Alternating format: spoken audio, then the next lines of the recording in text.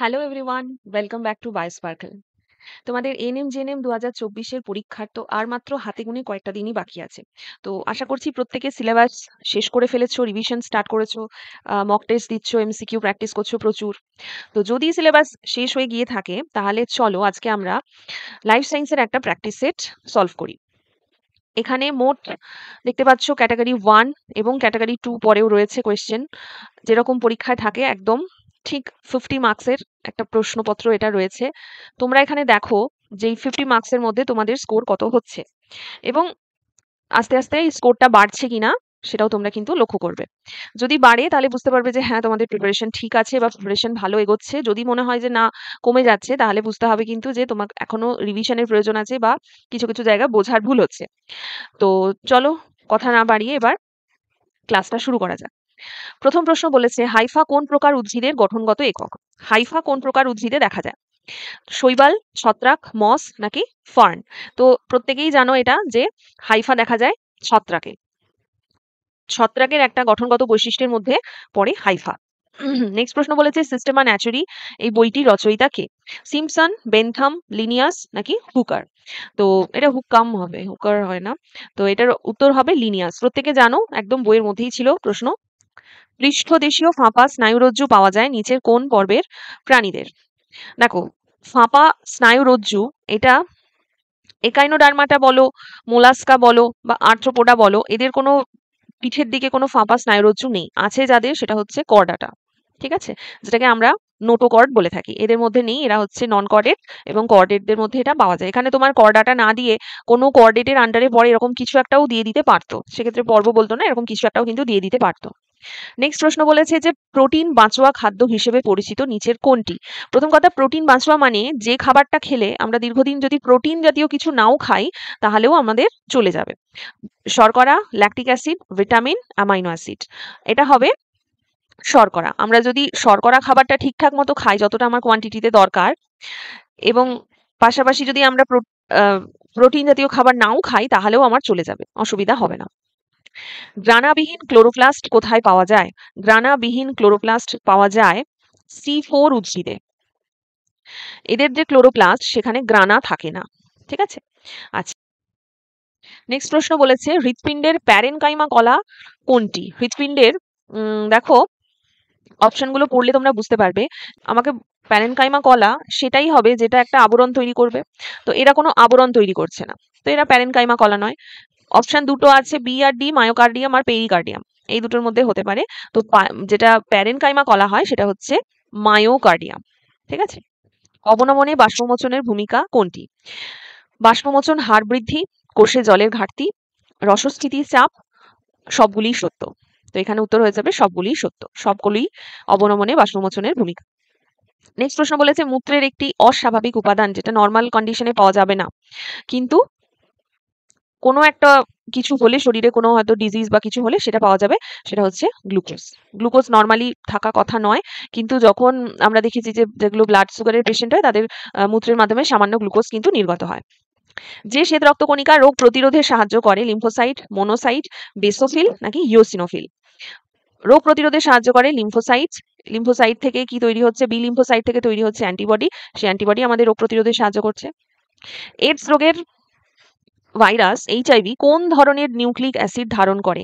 মানে HIV virus RNA virus না DNA virus সেটা তোমাকে জিজ্ঞেস করেছে। বোধ ডিএনএ আরএনএ এটা তো হচ্ছে না, বুঝতেই পারছো।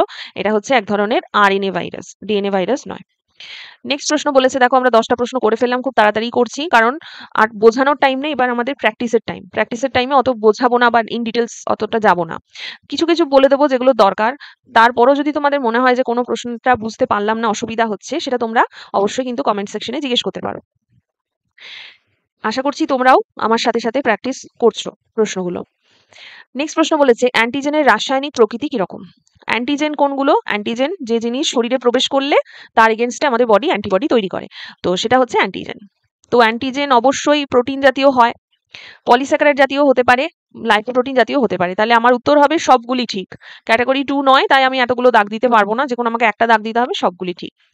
নেক্সট বলেছে নিম্নলিখিত কোন ভ্যাকসিনটি ভাইরাস ঘটিত রোগের জন্য ব্যবহৃত হয়?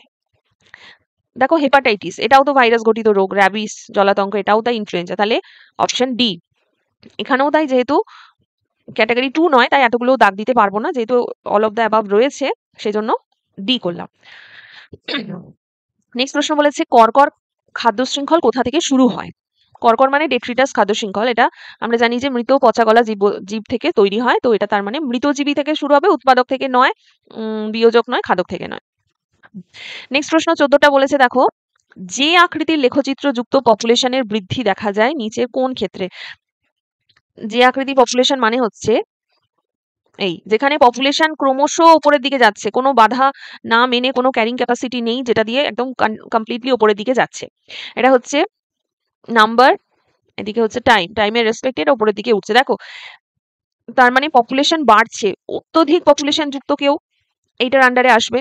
তো হ্যাঁ, অবশ্যই মানুষের পপুলেশন বেশি, কিন্তু মানুষের পপুলেশনের ক্ষেত্রে ক্যারিং ক্যাপাসিটি একটা বড়, যেখানে ক্যারিং ক্যাপাসিটিতে পৌঁছে গেলেই কিন্তু সেখানে আর পপুলেশন বাড়তে পারে না মানুষের ক্ষেত্রে, ইঁদুরের ক্ষেত্রেও তাই, পায়রার ক্ষেত্রে। কিন্তু পিঁপড়ের পপুলেশন দেখবে অসংখ্য, প্রচুর পিঁপড়ে এক জায়গায় থাকে, এবং যে পিঁপড়ের যে বাসস্থানগুলো হয় সেখানে মানে কয়েক লক্ষাধিক পিঁপড়ে থাকে, তো সেই জন্য এরা কিন্তু যে টাইপের কার্ভ দেখায়।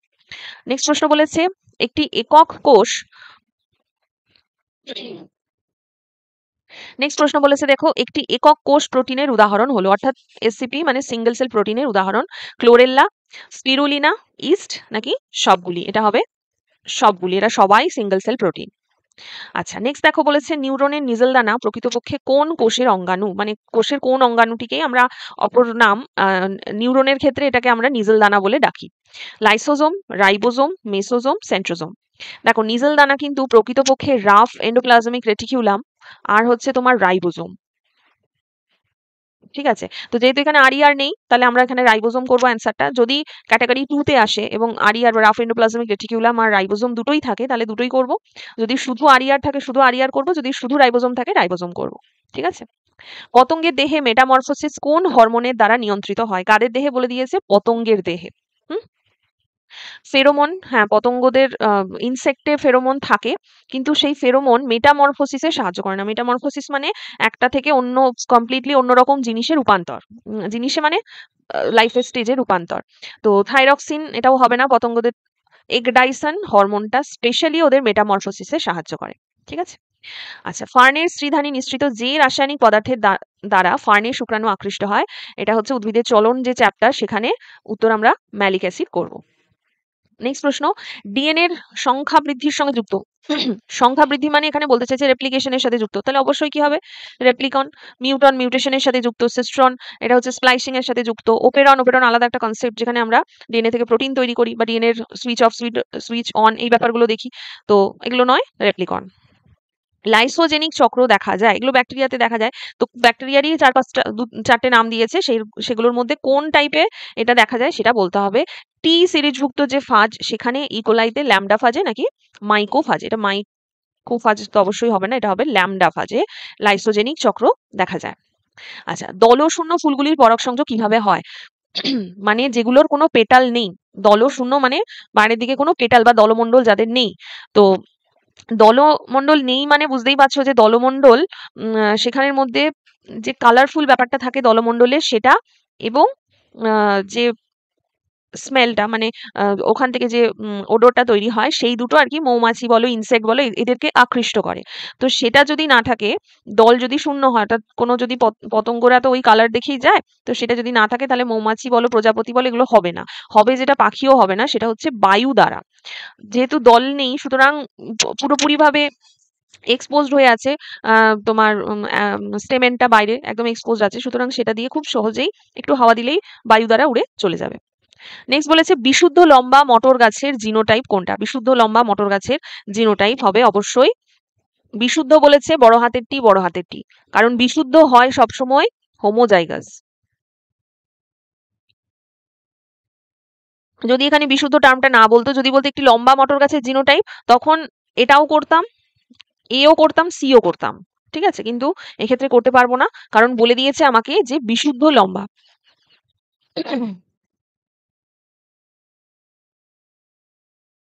নেক্সট প্রশ্ন আসি, মানুষের ক্ষেত্রে রোলার জীব কি ধরনের বৈশিষ্ট্য? মানুষের ক্ষেত্রে যে আমরা জীব, কেউ কেউ থাকে জীবটাকে রোল করতে পারে, কেউ কেউ থাকে পারে না। এটা কি ধরনের বৈশিষ্ট্য? এটা অবশ্যই আমাদের প্রকট বৈশিষ্ট্য, যেটা আছে আমাদের অটোজোমে, 8 নম্বর ক্রোমোজোমে এটা থাকে। সবুজ রঙের যে বর্ণান্ধতা তাকে কি বলা হয়? ডিউটেরানোপিয়া। প্রোটানোপিয়া হচ্ছে রেড রঙের, রেড কালার দেখতে পাই না। ট্রাইটানোপিয়া হচ্ছে ব্লু, আর ডিউটেরানোপিয়া হচ্ছে সবুজ রঙের বর্ণান্ধতা। আচ্ছা, ট্রাকিয়াল গিল কোন প্রাণীতে দেখা যায়? ট্রাকিয়া প্লাস গিল মানে ট্রাকিয়া যুক্ত গিল, এরকম লিমুলাস বা রাজকাঁকড়া, মশার লার্ভা, মাছ, স্যালামান্ডার। মাছে তো গিল থাকে বা ট্রাকিয়া থাকে না, স্যালামান্ডারে হবে না, হবে এটা লিমুলাস বা রাজকাঁকড়া। ইকুয়াস ক্যাবেল্লাস নিচের কোন প্রাণীর বিজ্ঞানসম্মত নাম? যদি ক্যাবেল্লাসটা নাও জেনে থাকো, ইকুয়াসটা অবশ্যই তোমরা পড়েছো, গরু, ঘোড়া, বিড়াল, বাঘ। কার হবে? ঘোড়া। আমরা অভিব্যক্তি চ্যাপ্টারে পড়েছি কিভাবে ঘোড়ার বিবর্তন হয়েছে। তো সেই ঘোড়ার বিবর্তনটা যদি আমাদের মাথায় থাকে তাহলেই বুঝতে পারবো যে ইকুয়াস হচ্ছে আমাদের যে আধুনিক ঘোড়া, সেটাকে আমরা ইকুয়াস বলে রাখি।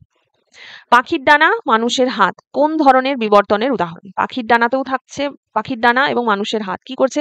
পাখি ডানা দিয়ে ওড়ে, মানুষের হাত দিয়ে বিভিন্ন কাজকর্ম আমরা করে থাকি। কিন্তু পাখির ডানা আর মানুষের হাত, এই দুটো যদি আমরা ভিতরের অ্যানাটমিটা দেখি, গঠনটা দেখি, তাহলে দেখবো গঠন দুজনেরই সেম। তাহলে গঠন সেম হলে হয়ে যায়, গঠন সেম কাজ আলাদা, তখন হয়ে যায় অপসারী বিবর্তন।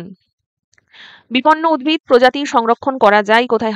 হার্বেরিয়াম হচ্ছে যেখানে মানে জিনিসটাকে চাপা দিয়ে রেখে, মানে মৃত মৃত গাছের কোনো একটা অংশ পেলাম সেটা, তো এখানে মৃত জিনিস, এটা করব না। জিন লাইব্রেরি, জিন ব্যাংক, চিড়িয়াখানা। চিড়িয়াখানাতে তো অ্যানিমালদের করা হয়, চিড়িয়াখানাতে অ্যানিমালদের করা হচ্ছে, উদ্ভিদদের অতটা সংরক্ষণের জায়গা থাকছে না। জিন ব্যাংকে খুব ছোট জিনিস রাখবো আমরা, একটা সেল, একটা জিন, একটা সিড, এরকম কিছু যদি পাই সেগুলো রাখবো। তাহলে জিন লাইব্রেরিতে আমরা অনেক বিপন্ন প্রজাতির উদ্ভিদকে রাখতে পারবো। নকনি রোগ এটা কিসের জন্য হয়? প্রত্যেকে জানো, ফ্লুরাইড দূষণের জন্য হয় নকনি ডিজিজ। জেএফএম এই ধারণাটির প্রথম সূত্রপাত কোনখানে ঘটেছিল? জয়েন্ট ফরেস্ট ম্যানেজমেন্ট, এটা ঘটেছিল পশ্চিমবঙ্গের আরাবাড়িতে। আরাবাড়িতে। তো এখানে হয়ে গেল আমাদের 30টা ক্যাটাগরি 1 এর প্রশ্ন। যদি তোমরা ভিডিওটা দেখছো তাহলে অবশ্যই একটা লাইক করে দিও এবং কমেন্ট করে জানিও কিরকম লাগছে, এবং বন্ধুদের সাথে একটু শেয়ার করে দিও। তো এরপর আমরা শুরু করব ক্যাটাগরি 2 এর প্রশ্ন। দেখো, ক্যাটাগরি 2 এর কিন্তু প্রশ্ন করার সময় আমাদের ভীষণই মানে একটু কেয়ারফুলি করতে হবে। এখানটায় ভীষণ সুন্দরভাবে স্কোরটাকে তোলা যাবে। ঠিক আছে? আমাদের এখানটায় রয়েছে, এখানে ভুল লিখেছে, 10 into 1 মার্কস নয়, এখানে 2 মার্কস করে থাকে, 20 মার্কস। তো এইখানটাতে আমার ইজিলি কিন্তু 20 মার্কস তোলা যাবে। আর ভবিষ্যতে তোমাদের আর কিরকম ভিডিও দরকার সেটাও আমাকে জানিও। মানে লাইফ সায়েন্স ছাড়া অন্য কোন সাবজেক্টের এরকম প্র্যাকটিস তোমরা করতে চাও সেটা আমাকে কিন্তু জানিও। তো আমি সেগুলোর ভিডিও নিয়ে আসার চেষ্টা করব। তো চলো ক্যাটাগরি 2 শুরু করা যাক। ক্যাটাগরি 2 এর মনে রাখবে যে প্রত্যেকটা প্রশ্ন কিন্তু 2 মার্কস করে, এখানে ভুল লেখা আছে। প্রত্যেকটা প্রশ্ন কিন্তু 2 মার্কস করে, এবং প্রত্যেকটা প্রশ্নের কোনো নেগেটিভ মার্কিং নেই। মোর দ্যান 1 সঠিক উত্তর হতে পারে। আমরা কিন্তু অপশনে গোল পাকিয়ে আসবে। এখানে আমরা টিক চিহ্ন দিচ্ছি ঠিকই, কিন্তু তোমরা বাড়িতে যখন প্র্যাকটিস করবে নিজেরা অবশ্যই ওএমআর শিটে কিন্তু ফিল আপ করে প্র্যাকটিস করবে, এরকম গোল করে। কারণ ওএমআর শিট ফিল আপ করতে কিন্তু পরীক্ষায় যতটা তুমি কম টাইম নেবে, কারণ দেখবে অনেকে থাকে ভীষণ স্লোলি ফিল আপ করে, তো সে এতটা স্লো ফিল আপ করলে কিন্তু তুমি শেষ করতে পারবে না, পেপার শেষ হবে না, মাত্র 90 মিনিটস টাইম। তো তার মধ্যে মোটামুটি স্পিডে তোমাকে ওএমআর শিট ফিল আপ করতে হবে, এবং অ্যাট দ্য সেম টাইম সেটা যেন কোনো ফাঁক না থাকে, বাইরে বেরিয়ে না যায় খুব বেশি, সেদিকেও কিন্তু তোমাকে খেয়াল রাখতে হবে। সুতরাং ওএমআর শিটে বাড়িতে পরীক্ষায় প্র্যাকটিস করা তোমরা, মানে বাড়িতে প্র্যাকটিস করাটা খুব দরকার। তারপরে গিয়ে যে ভাবে তো আমি তো জানি আমি করে নেবো একদম, সেটা যেন না হয়। বাড়িতে অন্তত কিছু 1টা 2টো 3টে 4টে পরীক্ষা অন্তত যেন ওএমআর শিটে দিও, দেন তারপরে আবার এরকম ঠিক মেরে প্র্যাকটিস করো। জানি ওএমআর শিটে পরীক্ষা দেওয়া মানে তোমার টাইম টেকিং, কিন্তু তুমি এটা মনে রাখবে পরীক্ষায় কিন্তু তোমার ওই টাইমটা লাগবে, ওটা তুমি কোনোভাবে স্কিপ করতে পারবে না। তো যাই হোক, প্রথম প্রশ্ন বলেছে দেখো, আচ্ছা এখানে আমি এমনিও দাগ দিয়েছি। শৈবালের বৈশিষ্ট্য নিচের কোনটি আর কি শৈবালের বৈশিষ্ট্য? থ্যালাফাইট প্রকৃতির, সংবহন কলা থাকে না এদের, প্রধান উদ্ভিদ দেহটা রেণুধর এবং ভ্রূণের উপস্থিতি। এটা তো হচ্ছে না, বুঝতেই পারছো, ভ্রূণের উপস্থিতি হচ্ছে না, হবে এটা এ, থ্যালাফাইট প্রকৃতি, এবং এদের সংবহন কলা অতটা উন্নত নয়, থাকে না। নেক্সট প্রশ্ন বলেছে করডাটা পর্বের প্রধান বৈশিষ্ট্য হলো। ক্যাটাগরি 2 গুলো কিন্তু অবশ্যই ভিডিও পজ করে একবার নিজে ট্রাই করো বলার বা লেখার, খাতায় লিখে নাও ভিডিওটা পজ করে, দেন মিলিয়ে নাও যে তোমারটা উত্তরটা ঠিক হলো কিনা। করডাটা পর্বের প্রধান বৈশিষ্ট্য, একটু আগেই দেখলাম যে একটা ফাঁপা পৃষ্ঠীয় স্নায়ুরজ্জু, যেটাকে নোটোকট বলছি, থাকে। গলবিলীয় ফুলকা ছিদ্র বর্তমান কারুর রয়েছে, কারুর নেই, যেমন আমাদের নেই, বা বিশেষ কারুর রয়েছে। আণুবীক্ষণিক তো এরা অবশ্যই নয়। সিলিয়ার সাহায্যে গমন সম্পন্ন করবে তারা যাদের যারা এককোষী। আমাদের তো এসব দরকার নেই, তাহলে এটাও হচ্ছে না, হয়ে যাচ্ছে এ আর বি সঠিক উত্তর। অনেকের প্রশ্ন থাকে যে ম্যাম আমার হয়তো একটা উত্তর এর মধ্যে এ বি সঠিক উত্তর, আমি শুধু এ করে এলাম, তাহলে কত পাবে? তাহলে তুমি 1 পাবে, 2 এর মধ্যে 1 পাবে। কিন্তু 2 এর মধ্যে এ আর বি যদি দুটোই করে আসো তবেই একমাত্র 2 পাবে। আর এ বি সঠিক উত্তর, তুমি ধরো এ বি ছাড়া তুমি আরো একটা উত্তর করে চলে এসছো, মনে করো অনুবীক্ষণিকটা করে চলে এসছো, সেক্ষেত্রে তুমি 0 পাবে, কারণ একটা ভুল উত্তর তোমাকে 0 এনে দেবে, কিন্তু একটা কম সঠিক উত্তর কিন্তু তোমাকে মার্কস এনে দেবে। সুতরাং তুমি সেটাই করবে, ততটুকুই করবে যতটুকু তুমি একদম কনফার্ম যে হ্যাঁ উত্তরটা হবে, তবে কিন্তু তুমি স্কোরটা ঠিকঠাক রাখতে পারবে। ক্যাটাগরি 2 কিন্তু অনেকটা মার্কসের ডিফারেন্স করে দেয় মানুষের মধ্যে, মানে স্টুডেন্টদের মধ্যে। নেক্সট প্রশ্ন বলেছে মানব দেহের মিশ্র স্নায়ুর উদাহরণ কোনটা? মিশ্র স্নায়ু নিচের কোনটা? ভেগাস মিশ্র স্নায়ু, ট্রাইজেমিনাল মিশ্র স্নায়ু, এরা কেউ মিশ্র স্নায়ু নয়। এছাড়া আছে হাইপোগ্লসাল, গ্লসোফ্যারিঞ্জিয়াল, এরাও সব মিশ্র স্নায়ু। শ্বসনে সাহায্যকারী পেশি কোনটা কোনটা হবে? দেখো বাইসেপস তো আমাদের হাতে থাকে, এটা আমাদের কিছু সাহায্য করছে না। প্লুরা কোনো পেশি নয়, প্লুরা হচ্ছে একটা আবরণ। ডায়াফ্রাম একটা পেশি, মধ্যচ্ছদা, এটা সাহায্য করে, এবং ইন্টারকস্টাল পেশি, এও আমাদের সাহায্য করে। নেক্সট প্রশ্ন বলেছে নিষ্ক্রিয় টিকার উদাহরণ কোনটা হবে? নিষ্ক্রিয় টিকা অর্থাৎ যেখানে কোনো একটা জীবের, মানে কোনো একটা অনুজীবটিকে বা অনুজীবের কোনো একটা অংশকে শরীরে ঢুকিয়ে দেওয়া হচ্ছে তাকে নিষ্ক্রিয় করে, সম্পূর্ণভাবে রোগ সংক্রমণ করার তার আর কোনো ক্ষমতা নেই, পুরোপুরি নিষ্ক্রিয় করে তাকে শরীরে ঢুকিয়ে দেওয়া হচ্ছে, এবং তার বিরুদ্ধে যখন আমার প্রতিরোধ সিস্টেম গড়ে উঠছে আমার বডিতে, সেটাকে আমরা বলছি নিষ্ক্রিয় টিকাকরণ। এটা হবে, জলাতঙ্ক হবে, এবং হেপাটাইটিস এ, এই দুটো হচ্ছে নিষ্ক্রিয় টিকার উদাহরণ। এমএমআর, ডিটিপি, এরা দুটোই হচ্ছে মিক্সড ভ্যাকসিন। দেখো মামস, মিজেল, রুবেলা তিনটেই হয়ে যাচ্ছে একটাতে, এবং এখানে ডিপথেরিয়া, পার্টুসিস, টিটেনাস তিনটেই হয়ে যাচ্ছে একটাকে, সেজন্য এটা একটা টিকায় যেহেতু সবগুলো মিশ্রণ করা আছে তাই এটা মিশ্র টিকা বা মিক্সড ভ্যাকসিন। যে সমস্ত সায়ানোব্যাকটেরিয়া অণুজীব সার হিসেবে ব্যবহৃত হয় সেটা কোনটা? অ্যানাবিনা অ্যাজেল্লা, এটা হয় অণুজীব সার হিসেবে ব্যবহৃত। নস্টক লিনুইয়া হয়। অ্যানাবিনা ভ্যারিয়েবিলিস, এটাও হয়।